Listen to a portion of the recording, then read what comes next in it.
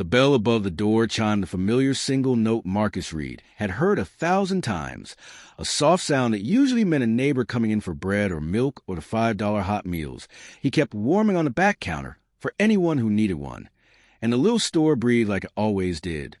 Fluorescent lights humming, refrigerators coughing to life, the radio low and warm with an old soul song, shelves lined with cereal boxes and canned beans and bright packets of chips that made the aisle look like a parade. Marcus stood behind a register in his brown work jacket, scanning a carton of eggs for Mrs. Green, the church hat queen of Maple Street, while two middle schoolers argued quietly over which candy bars to split, and a young dad waited with diapers balanced against his hip, smiling thanks so wide it felt like daylight. It was a kind of late-afternoon peace that comes to small places that run on trust, the kind of peace that has to be built and guarded, until it wasn't. Before anyone could understand why his boots were eating up the tiled floor, his weapon was out, black and absolute, leveled across the candy stand at Marcus's chest. The bell clanged against the glass as the door flew open. A police officer barreled in with his voice already 2 notches above necessary. "Hands in a visible location," he shouted, breath sharp with adrenaline, and something colder, something that decided who belonged here and who didn't. The store froze. The dad flinched, pulling the diapers close as if they could shield him. The kids dropped their candy with a clatter that sounded too loud in the sudden silence. Mrs. Green's hands flew to her heart as she whispered, "Lord have mercy." And Marcus, who had wired a security camera himself, who kept the register stocked with small bills because he knew EBT cards failed on rainy days, who knew every creak of this floor, lifted his palm slowly into the pale wash of the store lights, confusion and a quiet fury rising like heat in his throat. "Officer," he said, voice steady out of habit more than ease, "you're pointing a gun at a man behind his own counter." The cop's eyes flicked over the aisles as if expecting accomplices to bloom from between the paper towels and pancake mix. His nameplate read Daniels, the badge catching fluorescent glare like a threat. "You match the description," Daniels barked as he drew closer, the muzzle following Marcus like a magnet. "We got a report of a robbery in progress." The description, Marcus knew without asking, was always the same: black. "Male. Here." The insult of having to surrender in his own space caused him to swallow once with his hands still held high and his forearm tendons tight.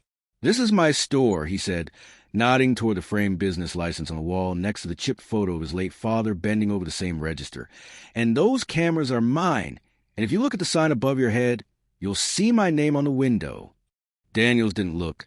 His eyes were busy writing a different story. "Don't move," he snapped, as if Marcus had threatened to leap the counter, as if the man who stocked cereal at dawn would suddenly turn into the danger he had already decided to see. The young father said, "It's okay, man," even though nothing about the moment was okay, and Mrs. had their phones out, their shaky lenses peeking over the gum rack.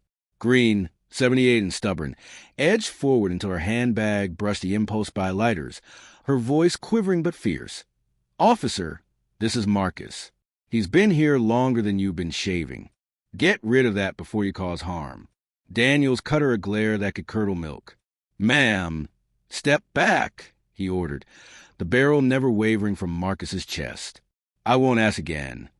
Marcus could feel the tiny hiss of the soda fridge behind him, the antiseptic smell of the bleach he'd used on the counter that morning, the weight of history setting its boot on his sternum.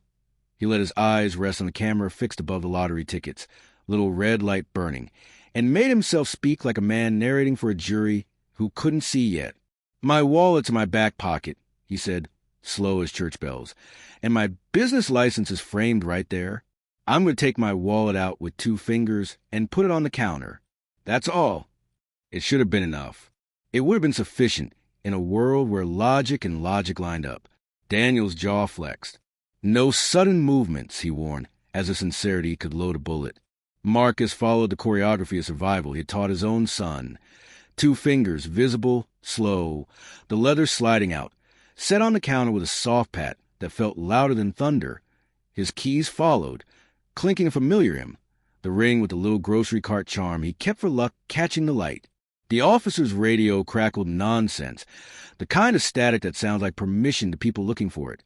Somewhere in the back a freezer fan rattled, trying to spin the air into something better. The door chimed again. Two teens in hoodies stepped halfway in and froze, eyes going wide at the tableau of gun, badge, and disbelief. One backed out, fumbling for his phone, breath fogging the glass as he recorded through the window. Officer. Marcus tried once more, feeling the unfairness dig its nails into his ribs. You're making a mistake that's going to live longer than this moment. Ask anyone here my name. That Daniels took his defiance rather than truth. He made a sudden lunge across the counter, grabbed Marcus by the wrist, twisted it to the scanner like a valuable barcode, and the barrel dropped to the floor, and then rose again when he was surprised by the movement. Mrs. Green yelped. The dad took a step he quickly untook, and somewhere a long-forgotten coffee grinder thunked to a stop as if it, too, were holding its breath. The whole store felt like a held note, a thin wire pulled taut between dignity and danger. Marcus, who had never in his life begged a man to see him, discovered he wasn't begging now. He was bearing witness as a siren wailed outside, first far away and then closer, and a ghost of blue and red flashed across the gum and mints by the register. Look me in the eye, he said quietly, heat leveled into gravity, and tell me you see a robber, or see a neighborhood when you look at this room. Daniels made the decision that men like him have made ever since uniforms were first stitched. He clicked a handcuff from his belt with a sound that made the store echo, and he looked at the holster on his own hip, the cameras, the phones, which were now multiplying like stars, and the license on the wall. Turn around, he ordered, the gun finally lowering but the insult still raised. Hands behind your back. The words were as heavy as rice bags. As Marcus turned and exhaled through his nose in a quiet surrender to a moment he refused to let define him. Mrs., you don't know who you're pointing that thing at, Green said in a voice that shimmered with rage and tears. The officer laughed in a short, brittle bark that indicated that he believed he knew everything. The story changed somewhere in between the lottery machine and the candy aisle without anyone noticing. The camera lights became steady. The neighborhood's pulse picked up, and the man behind the counter stood tall while steel kissed his wrists. The small store was waiting for a truth that would soon emerge like morning. The handcuffs bit cold into Marcus's wrists as Daniels yanked them tighter than necessary. The metallic click ricocheting off the candy racks like a hammer strike. And though Marcus's face stayed calm, inside his chest a storm brewed, heavy and slow. The store that had once been sanctuary now felt like a stage where his neighbors watched him stripped of dignity in real time, and every familiar product on the shelves. The bread he stocked that morning, the milk he carried in from Mrs. Green, the canned goods he had donated to the precinct's own food drive, seemed to mock the absurdity of this moment. We got our man. Daniels barked into his shoulder radio, loud enough for the entire store to hear. Suspect in custody, possible burglary, his voice dripping with smug certainty, as if Marcus's mere existence behind his own counter were evidence of guilt. Gasps rippled through the customers. Mrs. Green crying out, "That's not a suspect, that's Marcus Reed. He owns this place." However, Daniels waved her away with the kind of dismissive glare that has previously silenced truth in numerous rooms. The young dad with the diapers dared to speak up, voice trembling but defiant. "Officer, I come here every week." He's the owner. Check his paperwork. Criminals always have fake papers. Don't get involved unless you want charges too. Daniel snapped as he dragged Marcus toward the door. The teens outside pressed their cameras against the glass, capturing every second, their voices rising. This ain't right, as phones followed like witnesses who wouldn't forget. He didn't do nothing. Marcus stumbled slightly as Daniel shoved him toward the squad car, the weight of humiliation pressing heavier than the cuffs. But he straightened his back, refusing to give the officer the satisfaction of seeing him break. On the sidewalk, more neighbors had gathered, drawn by the flashing lights and raised voices. Men and women who had bought groceries on credit when times were hard, who had been quietly slipped a hot meal when their cupboards were bare, who knew Marcus not as a suspect but as a lifeline, and their outrage erupted. "That man fed my family when I couldn't. Every year he gives to the school. You got the wrong one." As if community respect were proof of guilt, Daniels pushed Marcus against the hood of the squad car, patted him down with excessive force, and mumbled, "Yeah, they all got fans till we catch 'em. Fake ID, fake license. Fake respect," he sneered, holding Marcus's wallet up like a counterfeit dollar as it fell out his pocket. The business license slid across the pavement like an afterthought. Marcus winced, not from pain, but from the sheer audacity of being erased in front of his people. His truth scattered on the concrete like trash. "Missus," as she yelled, "Lord help us. You fools don't even know you're arresting the man who feeds half your station." Green's cane thudded against the sidewalk. Daniels responded with a bitter laugh. "Lady, the only thing he's feeding us are lies," despite the sharpness and desperate nature of her words hanging in the air. The crowd's anger rose, phones lifting higher, voices louder, and Danielle's partner, arriving late, looked uneasy, glancing between the shouting neighbors and Marcus's steady, burning eyes, but said nothing, loyalty to the badge outweighing justice. The door of the squad car slammed open, swallowing Marcus like a cage, and the slam echoed around the block.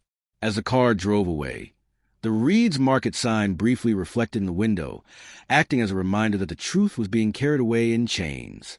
Daniel strutted into the precinct, parading Marcus through the lobby like a trophy and announcing, got him trying to run his scam as a shop owner, easy collar, to anyone who was within earshot. While some officers laughed and took his word without question, others glanced up in disbelief when they saw Marcus in cuffs, but no one intervened. Marcus' silence was misinterpreted as submission, but actually served as a shield against the rage that threatened to spill over as he was fingerprinted, photographed, and processed like a criminal. Each mechanical step was a blow to his dignity. As he sat in the holding cell, concrete cold against his back, Marcus replayed the scene in his mind. Not the gun or cuffs, but the faces of his neighbors, their voices rising in defense, their disbelief turning to defiance, their phones raised high like torches in the dark. At that point, he was aware that the truth had not been stifled. Rather, it had only been delayed in anticipation of the time when it would rise above Danielle's lies. Back at the market, the videos were already spreading.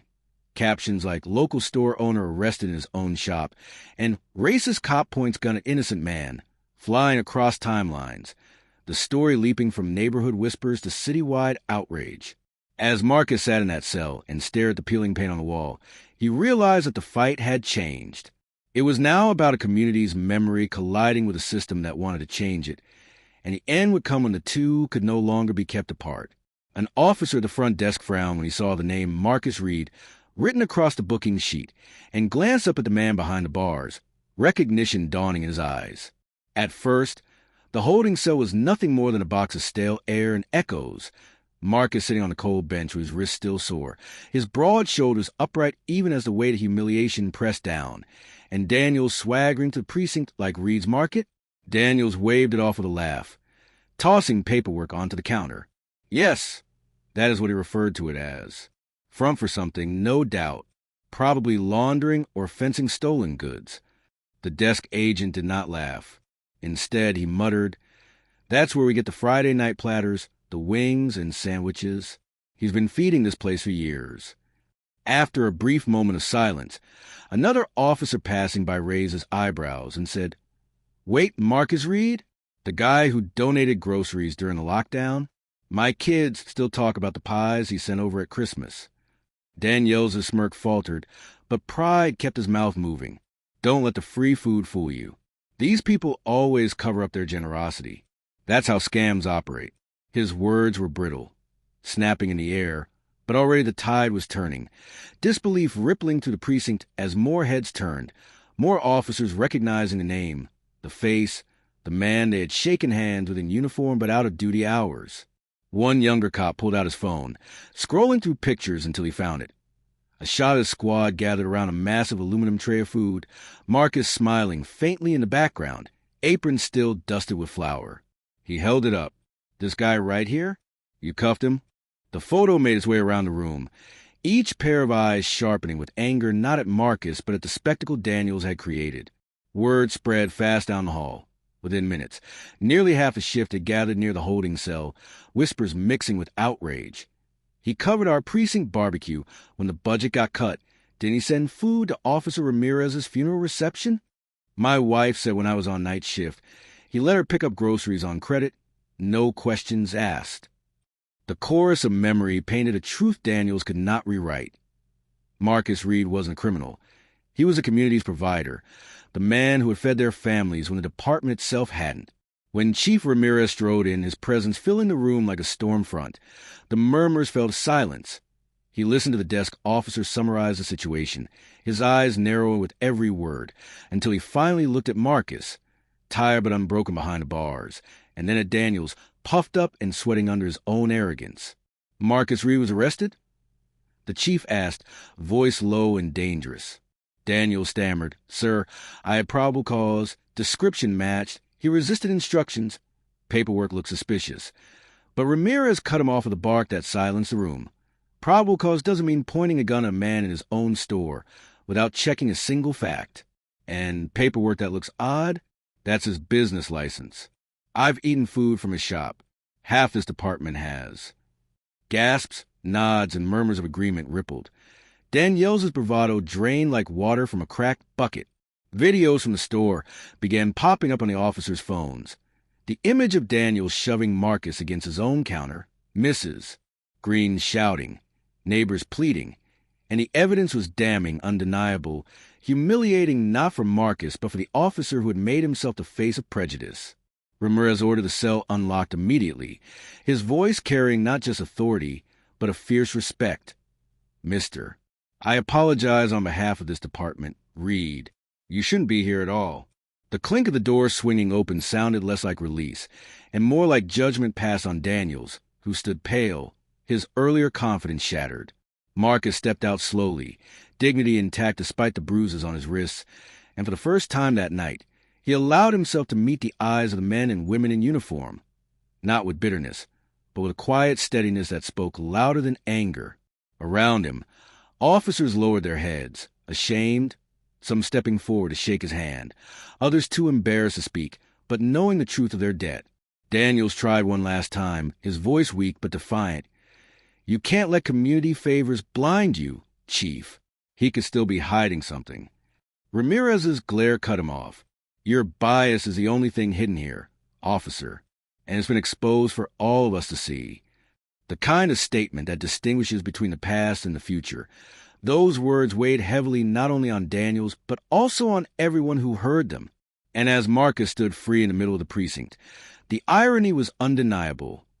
The man Daniels had tried to criminalize was the very man who had been feeding the hands that carried the guns, the man whose quiet generosity had nourished the stomachs of the same department that had nearly crushed his dignity. And now, with the truth unleashed, there was no way to put it back in the dark.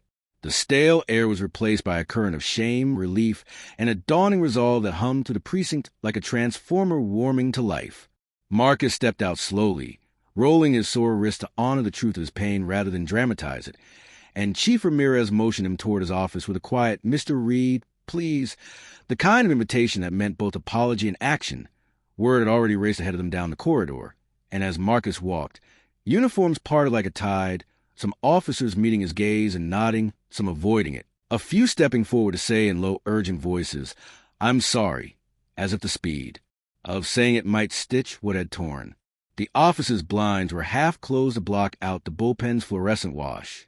Ramirez pointed to a chair, but didn't take the one behind the desk. Instead, he sat across from Marcus at eye level, the power arrangement adjusted to fit the human body. The chief said with his hands folded and his voice measured like the beginning of a sworn statement, I won't waste your time with platitudes. What happened to you in your store was wrong. It was careless, biased, and embarrassing for this department as well as for you. I am directing an immediate investigation into the internal affairs. Officer Daniels is suspended as of this moment, badge and weapon surrendered. The videos have been secured. Your statement will be taken by an outside investigator. He paused long enough for the shape of accountability to register, then added, but before any of that, I owe you a personal apology. Not as a chief, though you have that, but as a man who has eaten your food, who has watched that store of yours keep this neighborhood fed, when supply trucks were late and wages were later. We failed you. The words landed with the weight of a gavel and the frailty of a prayer. Marcus listened, arms resting on his knees, and for a long beat said nothing, letting the room hear the soft insistence of his own breath. When he finally spoke, it wasn't a speech he had rehearsed. How could he have? But something he had learned stocking shelves and writing names on a tab without asking for proof.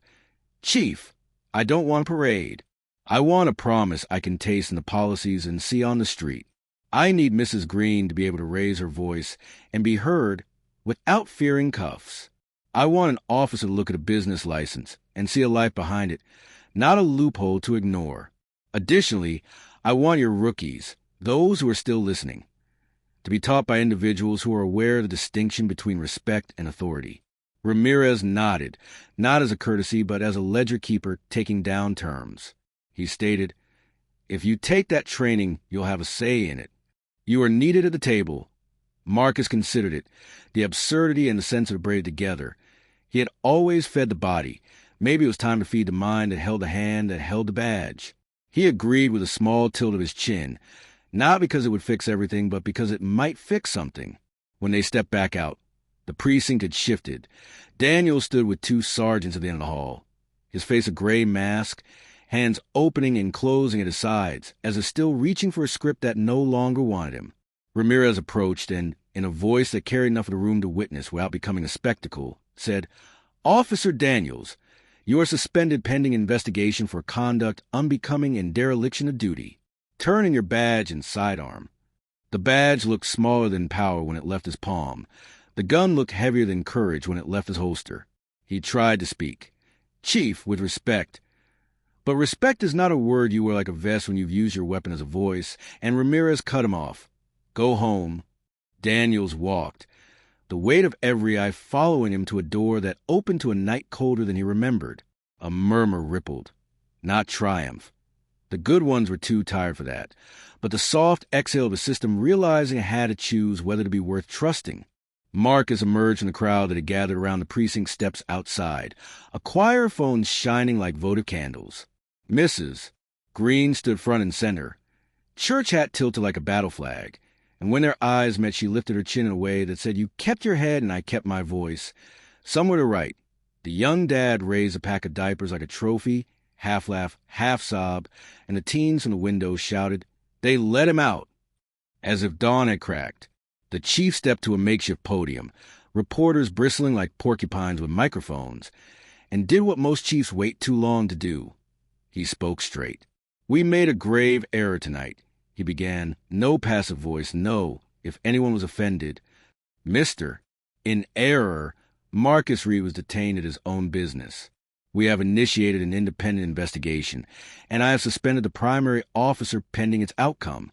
We will be conducting mandatory training on bias, procedural justice, and community engagement, and we will implement a policy requiring verification of business ownership on site before forceful detentions in commercial spaces.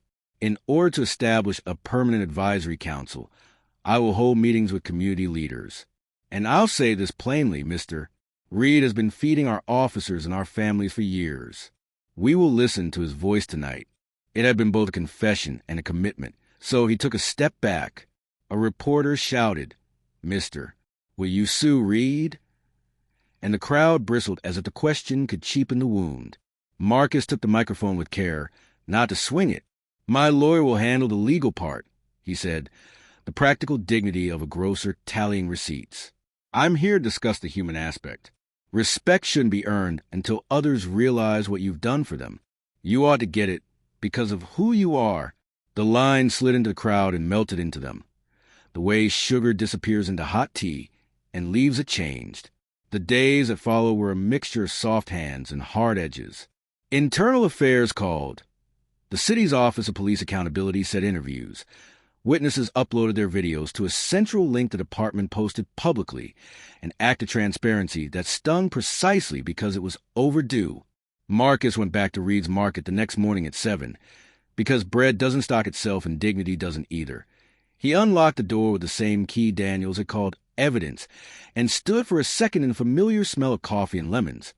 Let the hum of the refrigerators remind him that ordinary life is its own protest. By 8, the line stretched to the sidewalk. Neighbors with lists and memories. A nurse still in scrubs buying 3 meatloaf for families on her block. A pair of officers off duty, caps in hands, asking if they could restock the produce as their apology. A baker from across town dropping off a box of fresh rolls with a note that simply read, "With you? Help bag groceries if you need something to do." Marcus smiled as news crews tried to sneak in. They did so. A young rookie, face too new for a 5 o'clock shadow, stepped in with his field training officer and asked to speak in the back. He stammered through an apology that rang so honest it hurt, then asked if he could volunteer at the store's after-school snack program. Marcus said yes because change needs hands and not just headlines. The department moved too, nudged by outrage, guided by the few in uniform whose compass had always pointed true. Ramirez called a meeting in the community room, where everyone looked tired under the fluorescent lights. He sat in a circle with elders, an ex-convict who now ran the youth center, the school principal who knew which kids flinched when the sirens went off, and Mrs. Green and her cane with Marcus, apron on, because he came straight from slicing deli meat, and they wrote policy in plain speech before lawyers translated it. Mandatory identity verification before detentions in businesses when owners claim ownership. Body cam footage review within 2 hours of use of force incidents. A hotline staffed by. Civilians for on-scene discrimination complaints. Ride-alongs required for rookies with neighborhood leaders instead of just senior cops. And a standing seat for community members on the training committee. In a memo, the union complained. But when it became clear that the wind had changed, they showed up in person. A few hardened faces cracked, not out of defeat, but out of relief that someone had finally named the rot they had worked with for years. Regarding Daniels, due process did what due process should have done. It safeguarded the process's integrity while not shielding him from accountability. The investigation revealed a pattern in his stops that cannot be ignored by a spreadsheet. The videos from Reed's Market were the most prominent bead on a string of beads that were too long to be considered accidental. The recommendation came down. Termination. Ramirez signed it, and the city manager, sensing the new math of public trust, upheld it. Some said it was too much. More said it was not enough. Marcus did not comment. He had a pallet of oranges to break down, and a scholarship box on the counter set up. Because out of this mess had come a flood of $10 bills and wrinkled ones and folded checks from people who wanted to honor what the city nearly broke. He named it the Neighbor's First Fund and worked with a principal and a church deacon to funnel grocery credits to families quietly, the way dignity prefers. The press conference weeks later looked different from the first. Not a row of uniforms behind a podium, but a semicircle of folding chairs in the parking lot of Reed's Market. The smell of grilled chicken and collards drifting from a line of pans that officers and neighbors served together. Ramirez spoke briefly to update the city on the policy changes, then yielded the mic to others. A sergeant who had once laughed at community policing choked up describing his first listening session at the youth center. A black mother said she dialed a discrimination hotline after a traffic stop, and a lieutenant had called her back within the hour to review the footage with her. The young rookie announced he convinced 3 classmates to volunteer after shift at the after-school snack hour because I didn't join to be feared. Finally, Marcus took the mic with hands still smelling faintly of citrus and pepper, looked out over faces lined with fatigue and possibility, and said, "We fed each other today. Let's keep doing that when the cameras leave." Then he left the mic on the table, picked up a ladle, and started serving. Mrs. Green stationed herself by the pie, enforcing portions with benevolent dictatorship. Kids chalked the cracked asphalt with words like respect and belonging, their colors dusting the cuff of officers who knelt to help spell community, without the second M missing. After the gathering was over, the tables were folded, and the store's radio went back to a low whisper. Marcus stood alone behind the counter and traced the shallow dents in the laminate where his father's hands had counted change when they were young. He set the handcuffs he'd requested from IA, evidence no longer needed, on the shelf behind the counter, not as a trophy but as a caution, and beside them he placed a new laminated card, printed large enough to read at a glance. We verify. We listen. We respect. He thought of the moment the gun barrel had pointed at his chest and how small the distance had been between his breath and tragedy. He thought of the way a neighborhood had thrown its voice to bridge that distance. He thought of a chief who chose policy over spin, of a rookie who chose service over silence, of Mrs. Green's cane thudding like a gavel in a world that too often pretends elders are furniture. As grocers do, he also considered tomorrow's delivery, thinking about the eggs that cracked, the milk that turned bad if he didn't move it, and the kindness that did the same. He flipped the sign on the door from closed to open for the morning rush he knew would come, switched off the radio, and stood in the doorway a moment to breathe the night. Cool, ordinary, possible. A patrol car rolled by slow. The officer inside lifted 2 fingers on the wheel in a salute that asked nothing and promised only presence. Marcus nodded back. In the glass, his reflection stood between the words Reeds and Market, exactly where he belonged, and he spoke aloud, not to the street, not to the past, but to the stubborn future. We keep each other. That's the whole job. Then he locked up, pocketed the key that had once been mistaken for a weapon, and walked home under streetlights that, for the first time in a long while, felt like they were lighting the way instead of looking for a target.